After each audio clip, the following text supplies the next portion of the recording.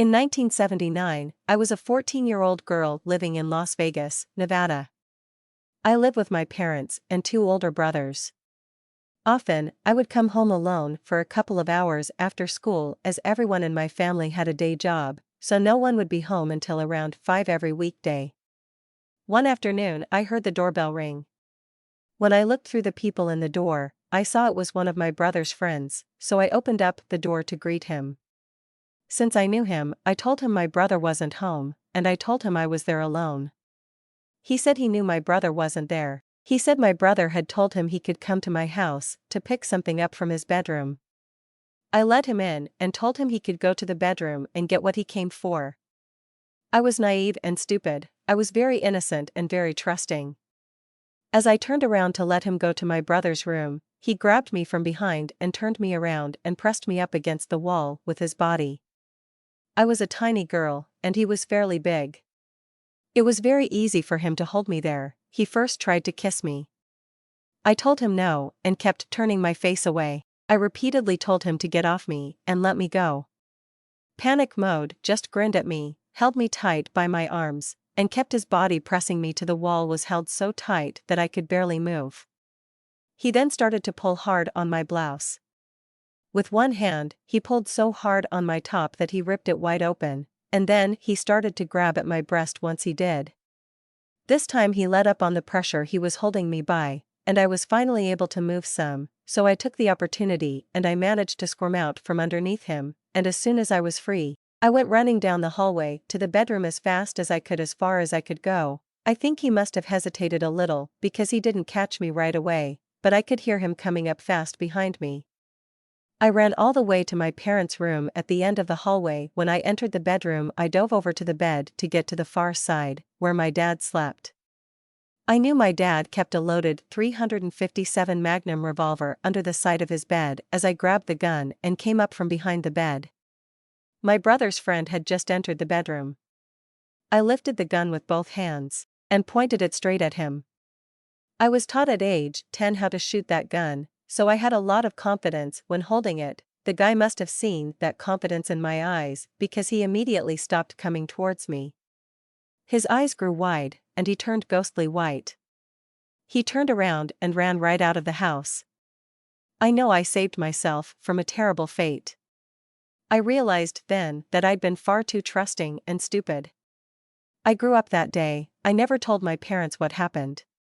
My naive self thought I would get in trouble or something, and I've heard this is a very common thing with RA victims. I did end up asking my brother what his friend had come by the house to get, and I learned my brother was selling weed to his friends. Thankfully, I never saw that guy again, and I never answered the door again when I was home alone. I learned a very valuable lesson the absolute hard way.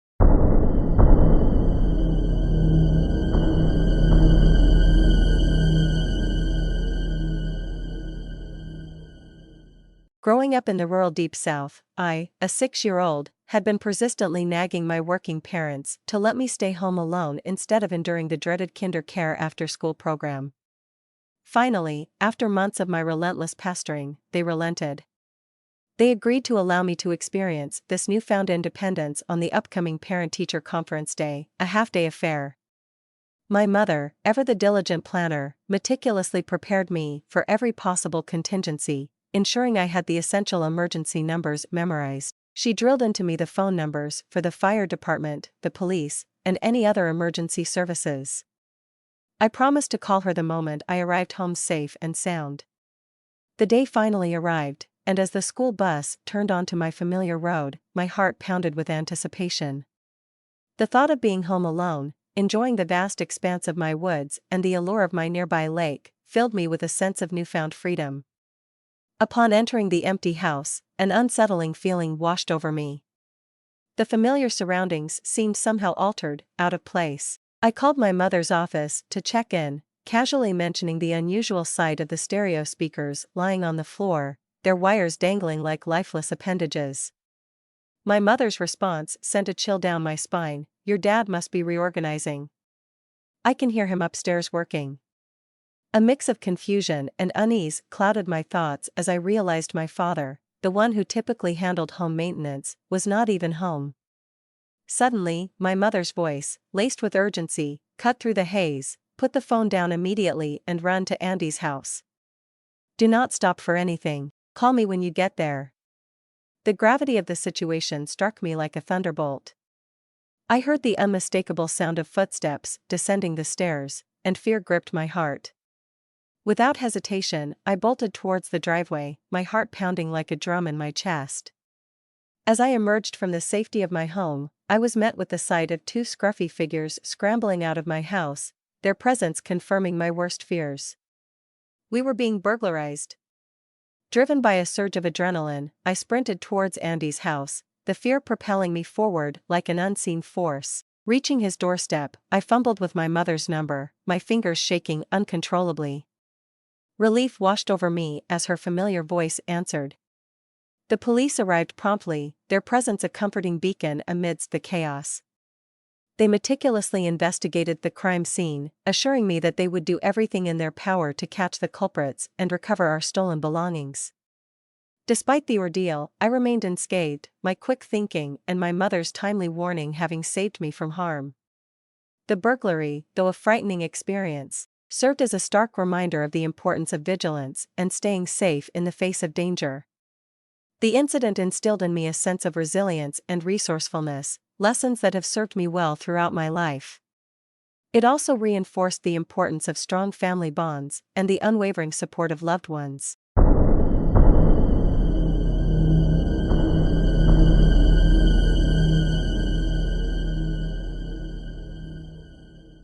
Living in a small rural town where strange encounters are not uncommon, I'm well aware of the lurking dangers that exist beyond the veil of normalcy. From creepy local legends to dark strangers and even cartels, my town is a stark reminder that nowhere is truly safe from the day-to-day perils of the unknown. One stormy night, I found myself home alone, a rare occurrence in my large extended family household. It's customary for multiple generations to share one expansive property, providing both wealth and security. While this arrangement brings comfort, it also makes solitude a rarity. Undeterred by the ever-present dangers, I settled into my usual routine. I cranked up the surround sound, switched off the lights, and snuggled on the couch with my favorite snacks, engrossed in a movie on the big family television. Despite the constant threat I mentioned earlier, the evening started off peacefully. The rain and coastal breeze created a soothing pitter-patter against the roof. However, as the night deepened, I thought I heard a sound at the front door. As I cautiously approached, the sound ceased. I dismissed it as a trick of the stormy night and the loud movie volume. However, a frantic banging from the back door shattered my illusion of tranquility. Frozen in place, I realized the sound was no longer attributable to the storm or backyard debris. Someone was trying to force open the back door. While everyone who lived there had a key, whoever was outside clearly didn't. As an 18-year-old, my mind raced through logical scenarios.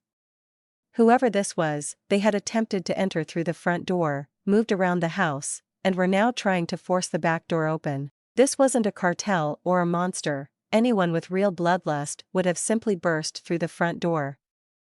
I concluded it was a common thief, probably nervous and trying to avoid detection. With the bravado of a teenager, I decided to confront them and show them they had picked the wrong house. I grabbed the largest cleaver from the kitchen, its 10 inches of dingy, ugly steel, glinting in the dim light. As the doorknob rattled back and forth, I knew it was go time. With a mix of fear and determination, I shouted through the door, the stranger on the other side, "Stop shaking the handle for a moment. I know you're out there. You have 3 seconds to get out of here, or I'll cut you up." My threat seemed to have no effect. The knocking resumed, even harder than before. My confidence faltered. I took a deep breath, preparing myself for a do-or-die situation. With the cleaver raised above my head, I unlatched the bolt and flung open the door.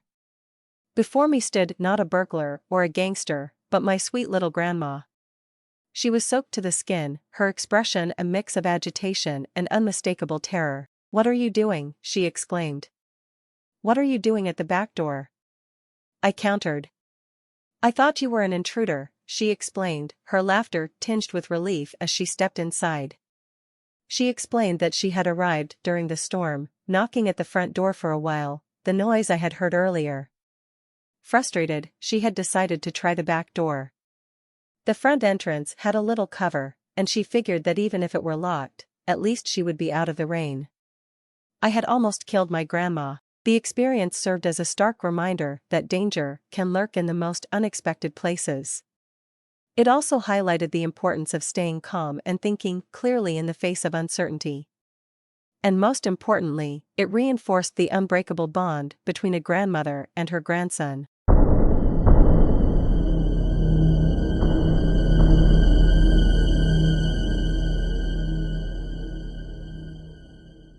As a high school softball player, I was accustomed to getting home an hour or two later than my peers. Despite the late hours, I often found myself the first one home. My parents worked well into the afternoon, and my sister, an active member of various clubs and after-school events like the theater club, would often stay behind. One day, returning home to the usual scene of a fully locked house and dim lights, I noticed my mom's note in the kitchen. After letting my dog out in the backyard, I changed out of my uniform and grabbed a bag of Cheetos. The day was unfolding like any other. My dog, sensing boredom, scratched to be let back inside. We settled on the couch, immersed in our favorite TV shows. Suddenly, a loud slam echoed from the basement below. The vibration rattled through the floorboards, a familiar yet unsettling sound. Our basement served as a self-contained apartment for my older sister. With its separate entrance, she had a tendency to be careless with her comings and goings. Our parents had repeatedly warned her about the slamming door, but her disregard persisted. Initially, I dismissed the slam as my sister's carelessness. However, my dog's reaction was unusual. Instead of the usual excited greeting, he silently disappeared down the stairs. I continued watching TV, attributing my sister's silence to a bad mood. Minutes later, I noticed movement in the front yard. My dog, usually content on the couch, was running up and down the block. This wasn't just odd, it was a violation of the strict rule against him being in the front yard. My sister was aware of this rule, so her actions raised serious concerns. Curiosity outweighing fear, I ventured down to the basement stairwell. The darkness and eerie silence amplified my unease. The scene that greeted me at the basement landing confirmed my worst fears. The basement door stood wide open, mud tracks leading from the outside. A boot print, squarely in the center of the door, indicated forceful entry. My mind raced with terrifying possibilities: robbery, assault, or even worse. The intruders, likely startled by the sound of the TV and the dog approaching, must have fled through the open door. The blatant disregard for leaving the door open underscored their malicious intent. Upon their return home, I recounted the events to my parents. A thorough search of the house and property yielded no clues, leaving us with lingering fear and a heightened sense of vulnerability. The incident sparked a swift response from my parents. A security system was installed within a few weeks, providing a semblance of safety within the walls of our home. However, the memory of that unsettling day would forever linger, a reminder of the lurking dangers that can shatter the illusion of security.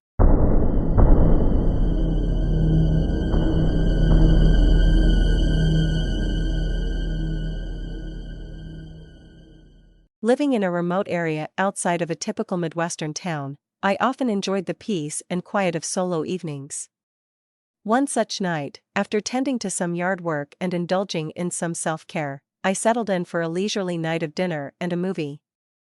Despite my preference for low-key evenings, I harbored the tendencies of a night owl. The movie transitioned into a television show, and before I knew it, the clock struck midnight. With my phone and a cozy blanket in hand, I embraced the quiet solitude of the night. As I drifted into a zone of relaxation, a jarring sound jolted me back to reality. Someone was pounding on my front door. Not a gentle knock, but a forceful blow that reverberated through the house. My heart pounded in my chest, but a sense of familiarity calmed my initial fear. I assumed it was my boyfriend, known for his spontaneous booty calls, often occurring late at night. I barely rose from the couch to peer through the small glass window in the front door. My assumption shattered as my eyes met those of an unfamiliar bearded stranger. His presence sent a chill down my spine, as he was the most unsettling face I had ever seen. The peculiar window distorted the view, making it difficult to recognize the person outside unless they maintained a certain distance. This stranger was too close to see clearly, but his presence was unmistakable. I instinctively retreated down the hallway, seeking refuge in the doorway of my bedroom. Fear gripped me, but a sense of determination urged me to stay vigilant. Living in a cellular dead zone further complicated the situation.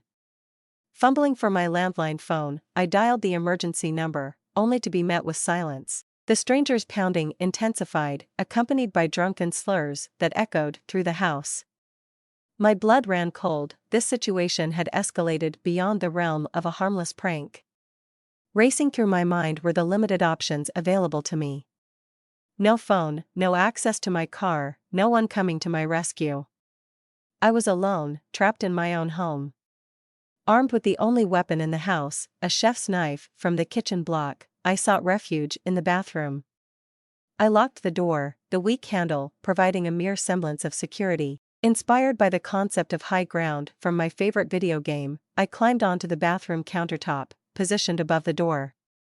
If the intruder breached the front door, I would have the element of surprise. Despite the terror that gripped me, I couldn't deny a sense of satisfaction with my improvised assault strategy. It was the most logical course of action under the circumstances. Time stretched into an eternity as the intruder's relentless yelling continued. He moved around the house, his hand dragging along the siding, checking every window and door. Thankfully, I had secured all the windows and doors, thwarting his attempts to enter. His frustration mounted, and he resumed his assault on the walls, demanding entry. A realization struck me. The dead handset from my bedside table was a mere coincidence. The intruder hadn't cut the phone line. I had simply neglected to charge it. With renewed hope, I cautiously descended from my perch and waited until the intruder was on the opposite side of the house. I dashed to the kitchen, grabbed the second phone, and retreated back to the bathroom. Dialing 911, I connected with the dispatcher, who informed me that officers would arrive within 15 minutes. The wait felt like an eternity, each passing minute amplified my fear. As the police sirens pierced the night, the intruder's frantic pleas for entry continued. The officers swiftly apprehended the man, who was identified as a disoriented and intoxicated individual. Stepping out of the house, I was met by a team of officers surrounding a handcuffed hippie-looking man, clearly confused about the situation. It turned out that a party was taking place down the road, and the intoxicated individual had wandered off. Lost in the darkness, he mistook my house for his destination. Despite the misunderstanding, the experience left an indelible mark on my psyche. To this day, I remember the fear and uncertainty of that night. The lesson learned: always keep your phones charged and ready for any emergency.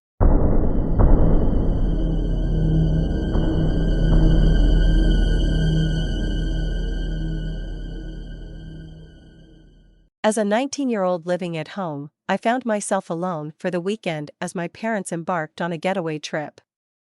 Despite the opportunity for a legitimate good time, my angsty teenage self preferred solitude.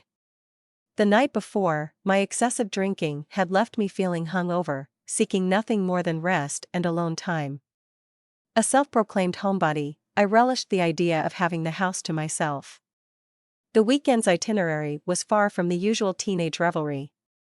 Instead, I indulged in a self-reinvention project, starting with a drastic haircut, inspired by Britney Spears' recent head shaving. College loomed, and the idea of shedding my old persona appealed to me.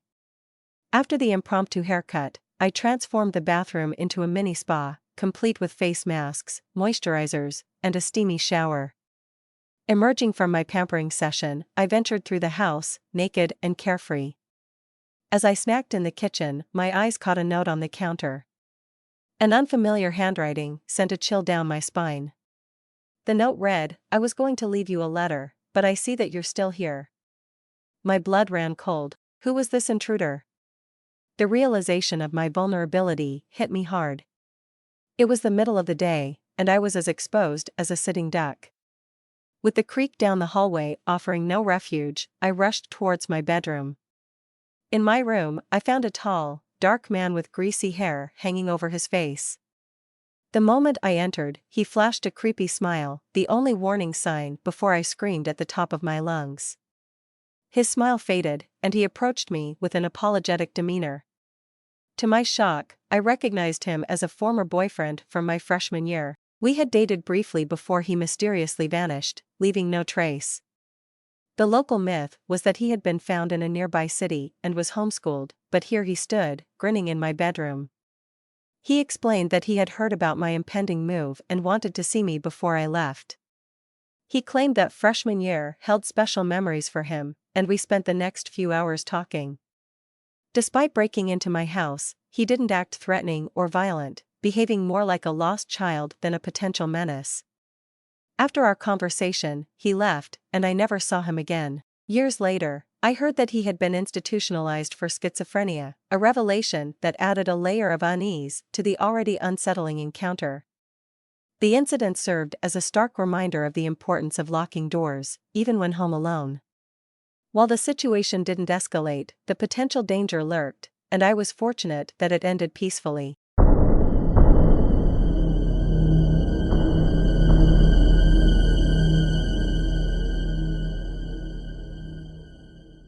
As a bit of a shut-in, I decided to celebrate New Year's Eve in solitude, transforming our old house into a festive party zone. With streamers and balloons, I was determined to create an impressive spectacle, especially for my parents. At 13, the thrill of being left home alone fueled my excitement. I reached for a step stool and a roll of tape to hang decorations from the high ceiling. The exposed wooden boards required extra tape, so I doubled the amount and reached high for maximum surface area. As I stretched to secure one of the last decorations, the stool slipped, and I crashed into the wall. One of the old boards had a protruding nail that pierced my wrist, lodging itself deep beneath the bone. My feet dangled in the air, and I was suspended in midair. Shock gripped me, but the blinding pain in my wrist was impossible to ignore. Helpless and alone, I watched blood trickle down my arm, pooling on the hardwood floor. The realization that I was trapped set in. Before long, convulsions seized my body, my teeth rattling together. The forced movement dislodged the nail, and I plummeted to the floor. The pain was excruciating, surpassing any I had ever experienced. When my parents returned a little after midnight, they found me huddled in my own blood, my cries echoing through the house.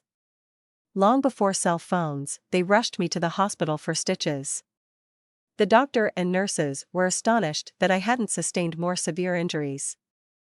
Thankfully, I healed well, but the nightmares of that awful feeling persist to this day.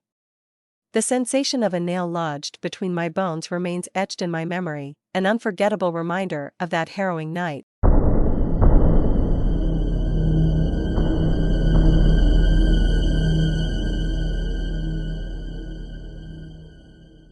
Living in a neighborhood primarily occupied by medical professionals like doctors, dentists, physiotherapists, and mental health specialists made our area a prime target for burglaries and late-night robberies. Once, while my mother was away on a business trip and my brother was out of town, I was cooking in the kitchen upstairs when I heard a commotion from the alleyway behind our house. Peering out a window, I saw a man tearing apart my garbage bins, smashing bottles against our back wall. He spotted me through the window, stared directly at me, and screamed, "Yeah, you. I'm going to get you." Unfazed by the threat, I called the police station 3 blocks away and waited in the living room with a knife. Our windows were barred, so I wasn't overly worried. 2 hours later, the man was gone, and I called the police back to inform them. In an annoyed tone, I said, "Never mind, he's gone now. Hang up on me." This type of response was not uncommon for the police in my country. The most terrifying experience occurred when I was about 9. My mother was away on another long bus trip, and she had hired a nanny to look after me and my younger brother, who was 5 at the time. One morning, I woke up feeling sick, and the nanny insisted I stay in bed. She drove my brother to school, and I went back to sleep. I woke up to the nanny crying hysterically, asking if I was okay. Confused, I asked her what was wrong. Apparently, she had returned home to find that someone had kicked in the door. The intruder was still in the house when she walked in and was startled, so he jumped off the first-floor balcony to escape. The nanny insisted that my door was closed when she left and that it was wide open when she returned to check on me. While I'm not sure the intruder's intentions were rape or murder, he could have done much worse.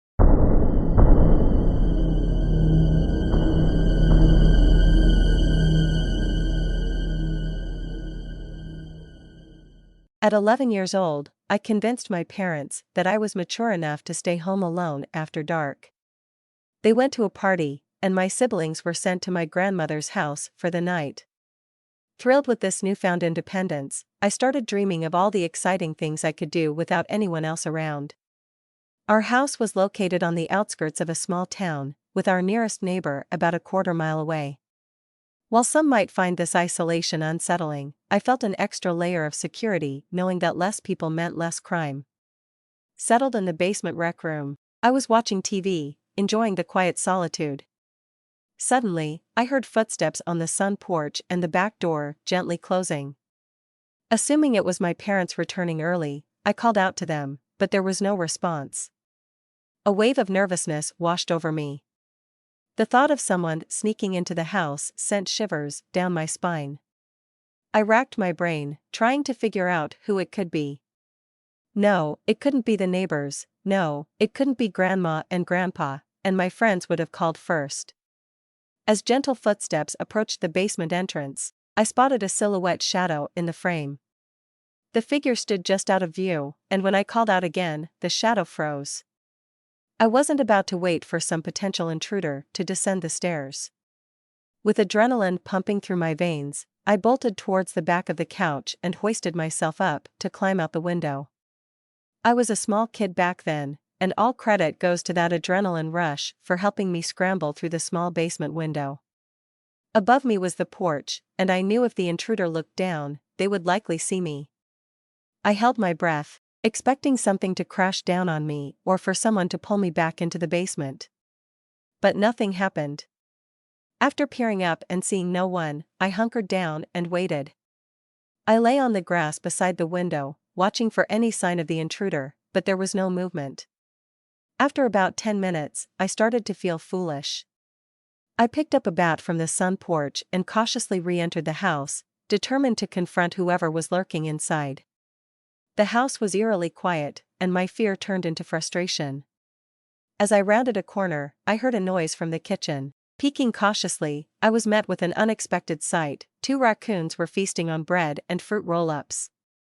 To this day, no one in my family knows about this raccoon encounter. I kept it a secret, embarrassed by my initial panic and relieved by the anticlimactic conclusion.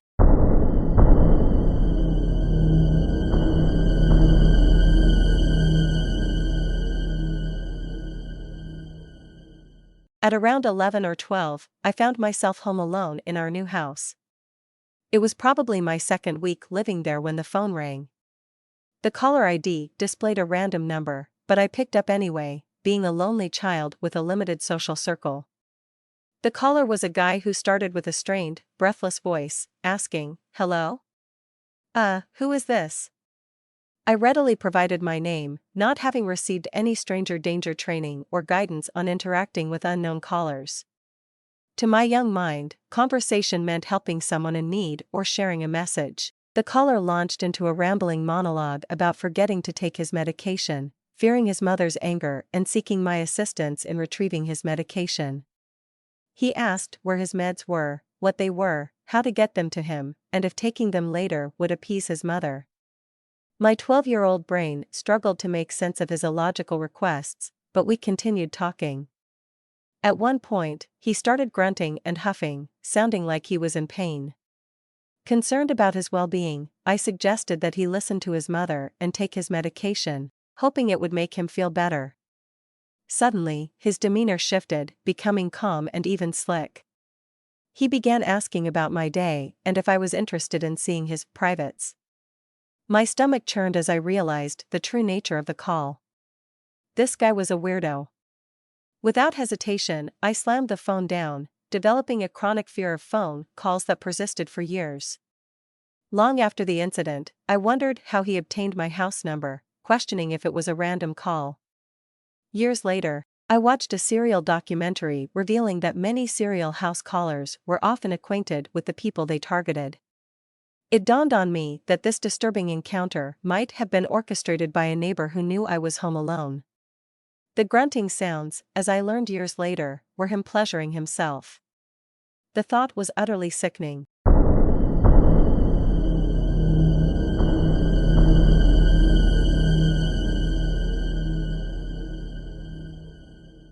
It was a scorching summer, and I was 14 years old. Both my parents worked, leaving me in charge of the house for 5 days a week. I would sneak my Nintendo into the living room and indulge in gaming on that big TV. Back then, we didn't have 40-inch flat screens in every room. Kids these days are definitely lucky. My buddy came over, and we started an epic game marathon. It was an intense back-and-forth battle, but I gradually gained the upper hand, my focus razor-sharp to the point of not even blinking. Suddenly, I caught a glimpse of a reflection in the window behind me. Someone was peering through the blinds. I paused the game and turned to investigate, and sure enough, I could make out an outline through the window. My heart pounding, I grabbed a baseball bat and stormed out the door, my friend hot on my heels with a kitchen knife. This was like every kid's dream scenario, defending our home from some psychopathic intruder.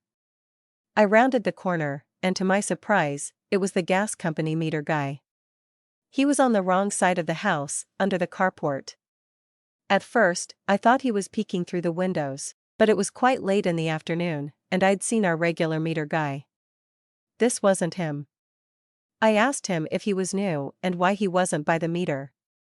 He turned red and evaded my questions. Now I was certain this guy was lying.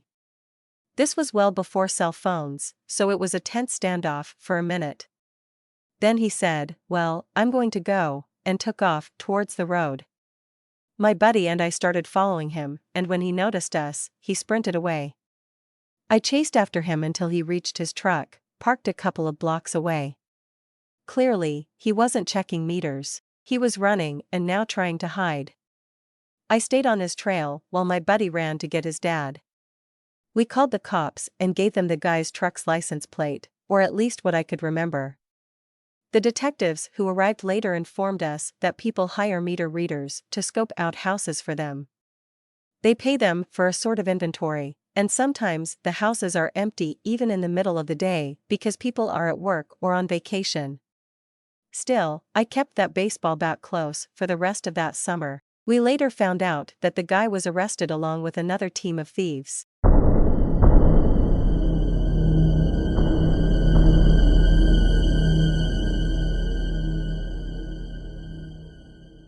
It wasn't exactly terrifying for me, but it certainly freaked out my parents. When I was around 12, I was home alone for a couple of hours. My parents knew I'd be engrossed in video games and movies the whole day, so nothing out of the ordinary was expected. Later that day, as I sat in the living room watching a movie, someone casually walked into the house. This unexpected intrusion caught me off guard, as it would most people when they're expecting solitude. I composed myself and tried to address the intruder, only to discover it was my older sister's ex-husband. I found it odd that he barged in without knocking or announcing his presence. However, upon seeing me, he flashed a wide smile. Looking back, he exuded that swagger and confidence characteristic of someone under the influence of alcohol or drugs. The way he stepped into our home, a place he no longer resided in, was simply eye-catching. It was true that he had been doing yard work for my dad for some extra cash, so his presence wasn't entirely out of the ordinary. My dad was financially comfortable and might have considered offering him work out of compassion or perhaps with the lingering hope of him getting his act together and rekindling things with my sister. Their relationship was strange, something none of us truly understood. The ex-husband brought his new girlfriend along, and she kindly took me to my room to play video games. She was quite attractive and even brought me a new gaming system and game to play. Little did I know that while his girlfriend kept me occupied, he was busy robbing us. Knowing exactly where my parents kept their safe, he detached it from the wall and rolled it out to his truck. They said their goodbyes and disappeared after he had everything he wanted. An hour later, my parents returned home, immediately noticing the missing valuables. I told them who had stopped by, and they promptly contacted the police. It later came to light that he had bought the new gaming system with the money my dad had paid him. The whole thing was a well-planned setup from the very beginning.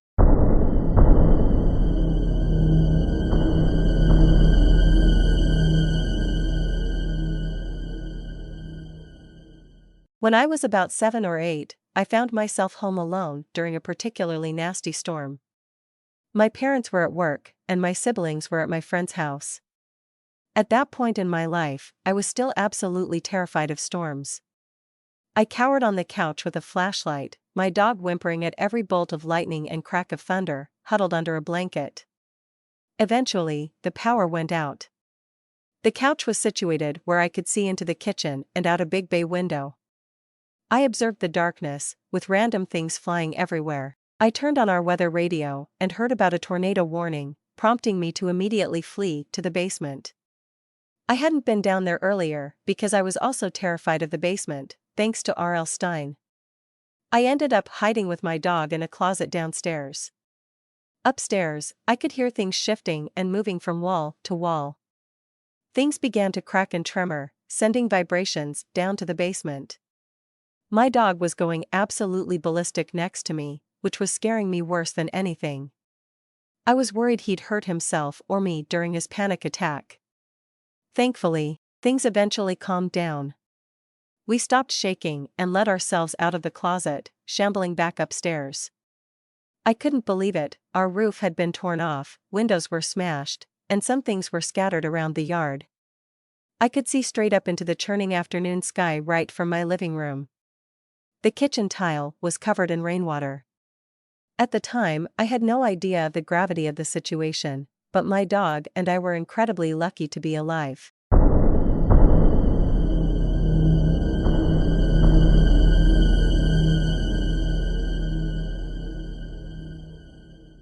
One rainy night, my parents were out late, leaving my 13-year-old brother to babysit me.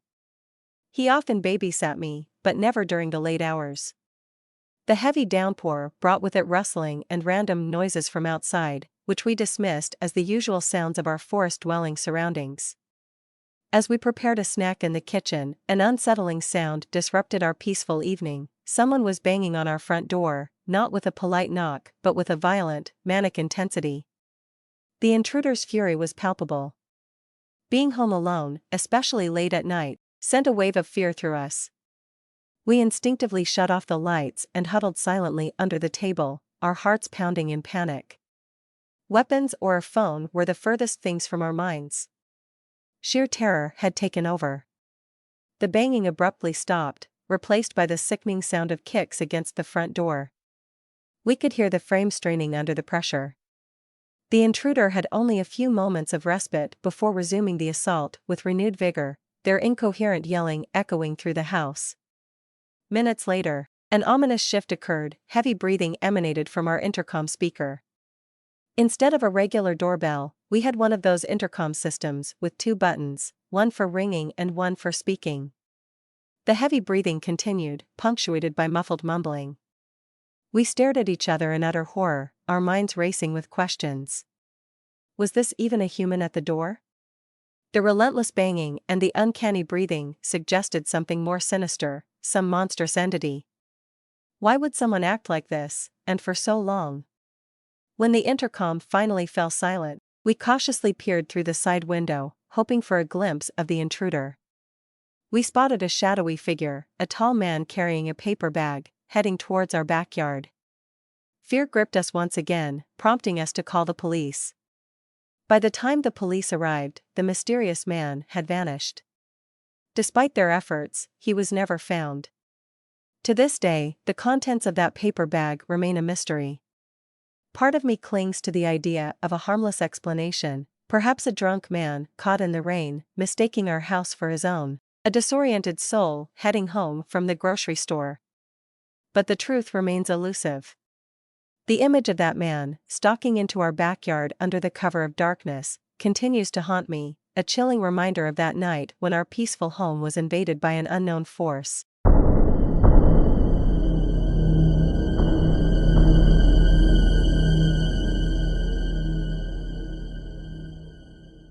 My sister woke up one morning and was going about her usual routine, eating breakfast and relaxing at home. My parents and I had left for work earlier, forgetting to close the garage door. Suddenly, a stranger burst into the house through the open garage, yelling at the top of his lungs. He collapsed on the sofa, bleeding profusely. My sister, understandably terrified, barricaded herself away from the stranger. The wounded man seemed unconcerned with my sister's presence, continuing to wail as if seeking attention. After realizing she wasn't going to be attacked, my sister cautiously approached the man. It was clear he had been stabbed multiple times. She called the police, keeping her distance from the stranger as she wasn't sure of his intentions. Just when his screams grew more desperate, a team of police and paramedics stormed into the house through the same door he had entered. They immediately administered first aid to the injured man while the police secured the perimeter and searched for evidence.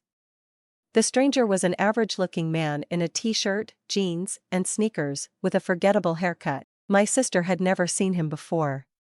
The paramedics placed the man on a stretcher and wheeled him into the waiting ambulance. The commotion in our driveway was surreal, we hadn't even heard the sirens approaching. The police explained that the man had been involved in a drug deal gone wrong on the edge of our dirt road. He had been stabbed and, seeing our open garage, rushed in for help. We later learned that the man had a young child and was struggling to make ends meet. Considering his desperate cries for help, we believed he was likely a decent person who had gotten caught up in the wrong crowd. From that day on, my parents were extremely cautious about leaving the garage door open.